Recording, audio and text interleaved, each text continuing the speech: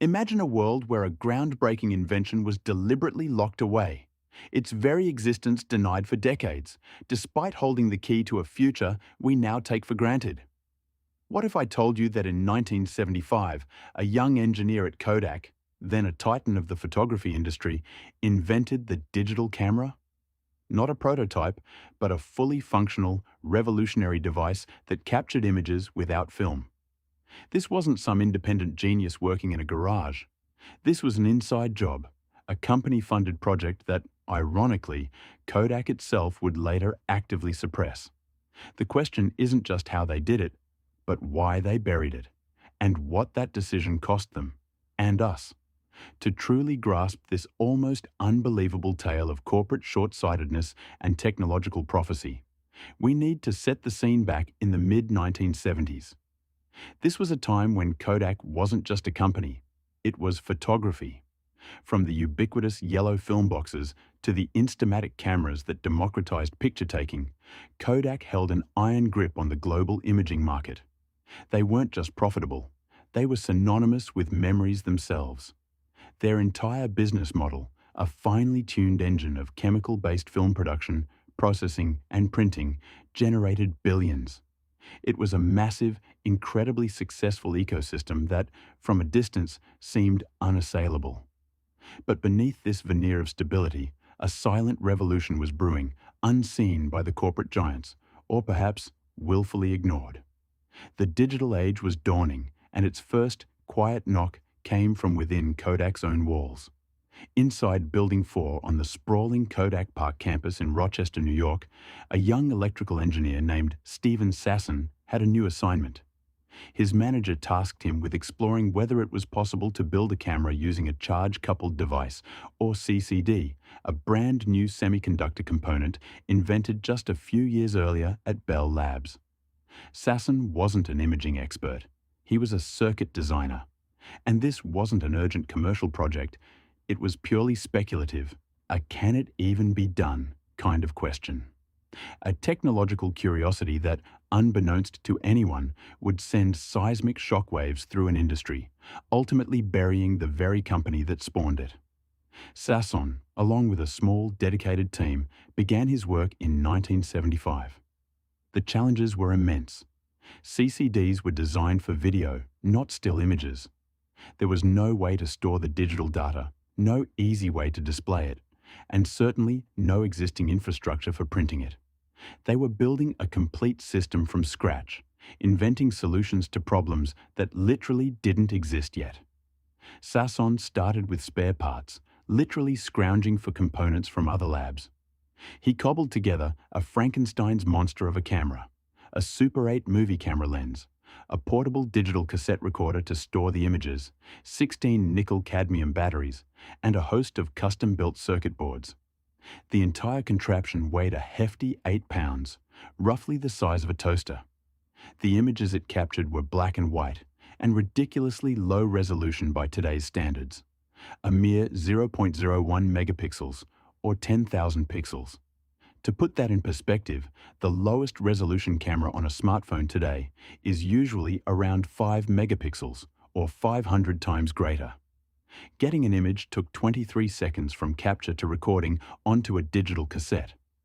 Displaying it required another custom-built device, a playback unit that played the cassette, converted the digital data back into an analog signal, and displayed it on a standard television screen. When Sasson finally demonstrated his creation to Kodak executives in December 1975, the reaction was nothing short of conflicted. He presented a fuzzy, grainy black and white image of a lab technician displayed on a TV monitor. The executives were impressed, certainly, by the ingenuity.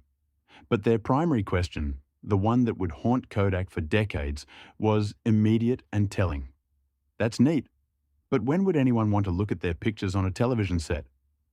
Their corporate minds, steeped in the smell of fixer and the tactile feel of a glossy print, couldn't fathom a future without film.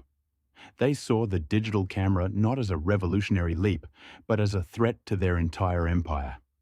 The invention was deemed interesting, perhaps a niche product for engineers or scientists, but certainly not something for the mass market. It directly attacked their core business model, which relied on repeat purchases of film and photographic paper. Their fear was palpable, a disruptive technology that offered no repeat sales. So the digital camera, a marvel of engineering years ahead of its time, was essentially put on a shelf. The patents were filed, securing Kodak's ownership, but the commercialization was halted. The internal mantra became, "It's a nice prototype, but don't tell anyone about it." They protected their invention, not to release it, but to hide it, in hopes that this digital ghost in the machine would simply disappear. This single decision, rooted in a terrifyingly accurate but ultimately paralyzing fear of self-cannibalization, set Kodak on a path that would lead to its eventual downfall.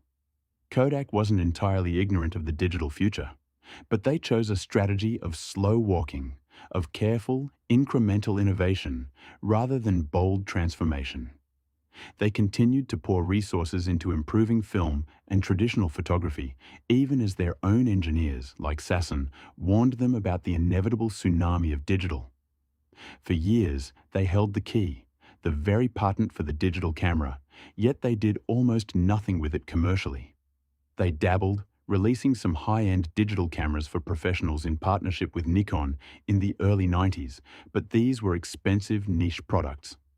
The consumer market, where Kodak had reigned supreme, remained untouched by their own innovation. They believed their brand loyalty and the sheer quality of film would protect them. They also vastly underestimated the speed with which digital technology would improve and become affordable. While Kodak hesitated, others surged ahead. Sony introduced the Mavica in 1981, often considered the first commercial digital camera, albeit an analog video still camera that stored images on floppy disks. Later, companies like Canon, Nikon, Fuji, and entirely new players like Casio and later Apple began to release truly digital cameras with CCD sensors, solid-state memory, and easier connectivity to computers. These cameras were not perfect, but they were a glimpse into the future. By the late 1990s and early 2000s, digital cameras were everywhere. The convenience, the instant gratification, the ability to share images without developing film. These benefits quickly overshadowed the perceived quality difference of film for the average consumer. Kodak, which once held over 90% of the film market, found its core business evaporating at an alarming rate. They attempted to pivot, trying to compete in the digital camera market, but they were too late. Their digital offerings were often inferior, more expensive, or simply too little, too late. The company that had invented the technology found itself playing catch-up, outmaneuvered by companies that had no legacy film business to protect. Their once immense profits dwindled, their factories lay silent, and thousands of employees lost their jobs. The irony was devastating. In 2012, after decades of decline, the Eastman Kodak Company, a name once synonymous with photography and innovation, filed for Chapter 11 bankruptcy. It was a stark, brutal testament to the innovator's dilemma, the tragic inability of successful companies to embrace disruptive technologies that threaten their existing business models. What they discovered next, or rather, what they chose to ignore, changed everything, not just for Kodak, but for the entire world. Steven Sasson's invention was not merely a camera. It was a portal to a new way of seeing, sharing, and archiving our lives. The images we capture today, billions of them every single day on our smartphones, are direct descendants of that clumsy 8-pound prototype. It took years for the technology to mature, for memory cards to replace cassette tapes, for megapixel counts to soar, and for screens to replace clunky TV monitors. But the fundamental concept, the capture of light directly into digital data, was born in that Kodak lab. Sasson himself remained at Kodak for many years, a quiet, modest engineer often overlooked in the company's tumultuous later years. He was inducted into the National Inventors Hall of Fame in 2011 and received the National Medal of Technology and Innovation from President Obama in 2009, long after his brainchild had reshaped the world, and sadly, long after his company had crumbled under its weight. To this day, The story of Kodak and the digital camera stands as a cautionary tale, a stark reminder that sometimes the greatest threats come not from outside, but from within. It's a bittersweet legacy for Sasson, whose visionary work helped create the modern world of photography, but couldn't save his employer from itself. If you want more stories of corporate foresight and breathtaking technological breakthroughs that were almost lost to time, consider exploring the hidden history of Xerox PARC or the early attempts by IBM to understand the personal computer market. The past is riddled with clues about the future, if you only know where to look. We may never fully grasp the cost of Kodak's fear, but we live in the world that their invention, once hidden, ultimately created.